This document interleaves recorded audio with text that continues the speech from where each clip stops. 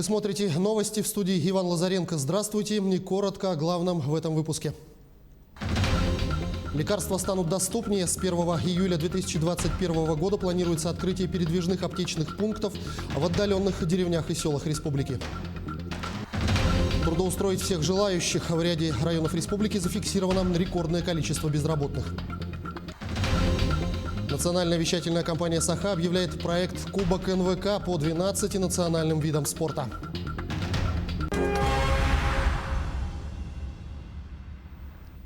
Партия из 4,5 тысяч доз вакцины от коронавируса ожидается в Ленской ЦРБ в ближайшее время. Она рассчитана на 2250 человек. Медики отмечают, что приоритет при вакцинации будет отдаваться лицам старше 65 лет. Записаться на вакцинацию можно на сайте госуслуги и по телефону регистратуры поликлиники Ленской ЦРБ.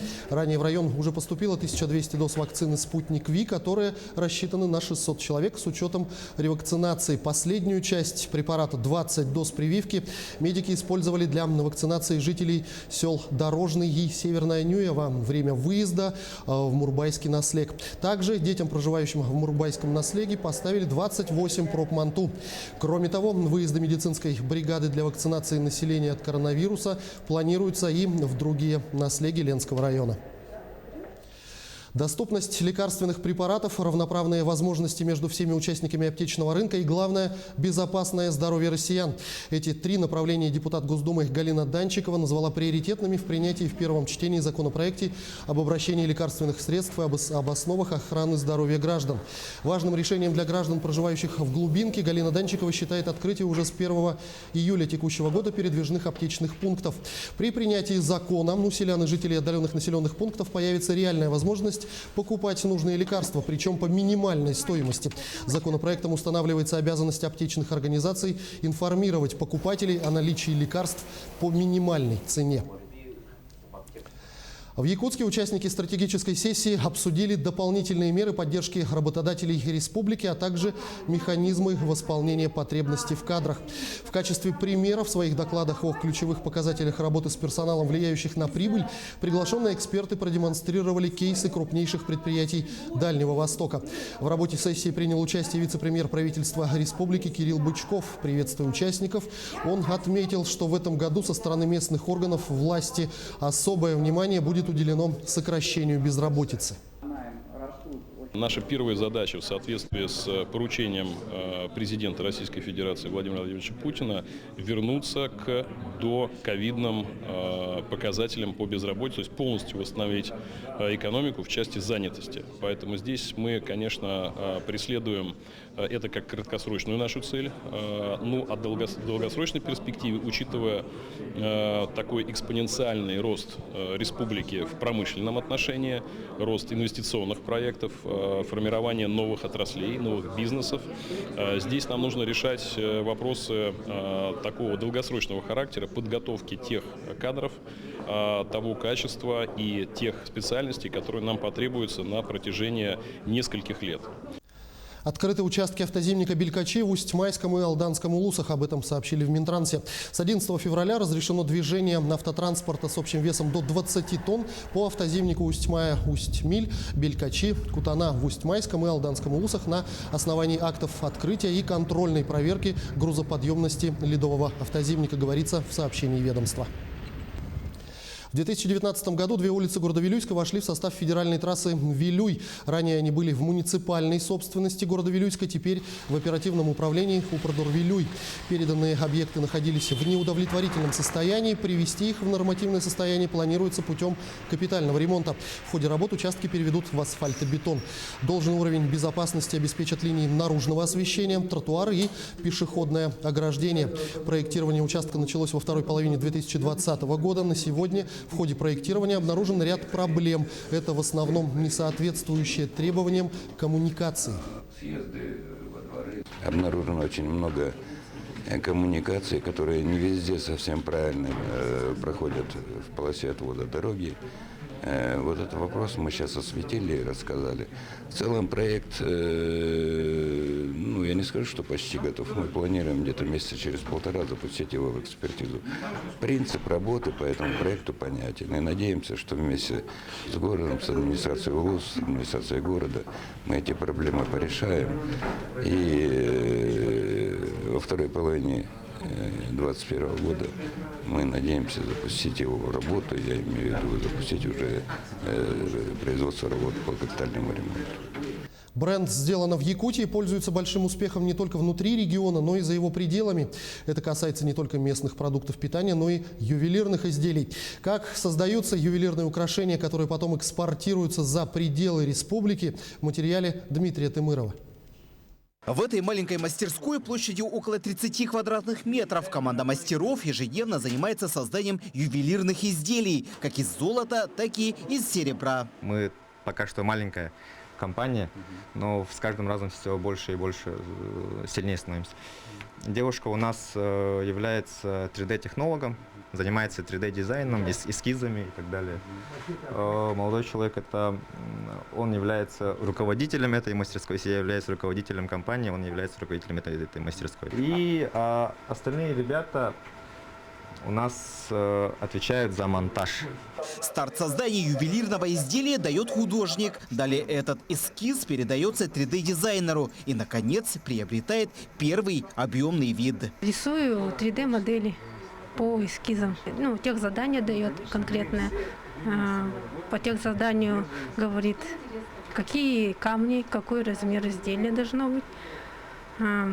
Все вот эти моменты. Далее в работу вступают новые технологии. Печать на 3D-принтере. Затем модель заливают гипсом. После затвердения гипса обжарка в печи. И в последнюю очередь в форму заливают драгоценный металл. И уже после всех этих процедур будущее украшение попадает в руки мастера.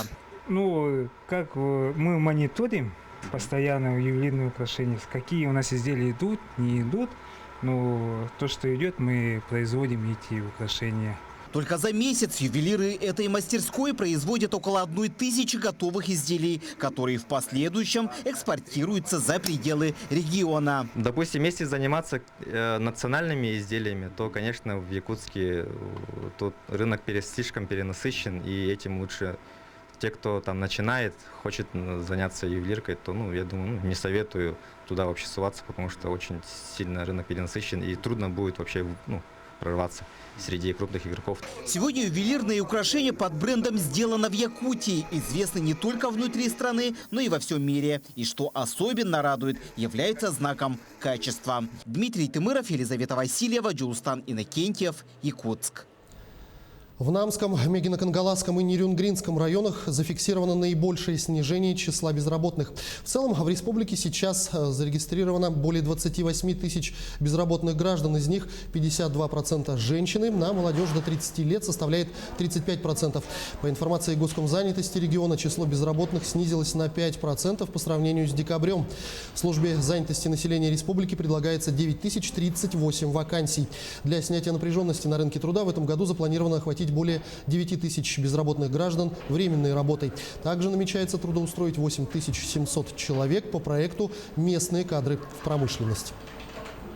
Данный комплекс мер включает в себе мероприятия по обучению безработных граждан, мероприятия по трудовой мобильности, содействие самозанятости безработных и незанятых граждан, а также отраслевые министерства также будут утверждены дорожными картами создания рабочих мест.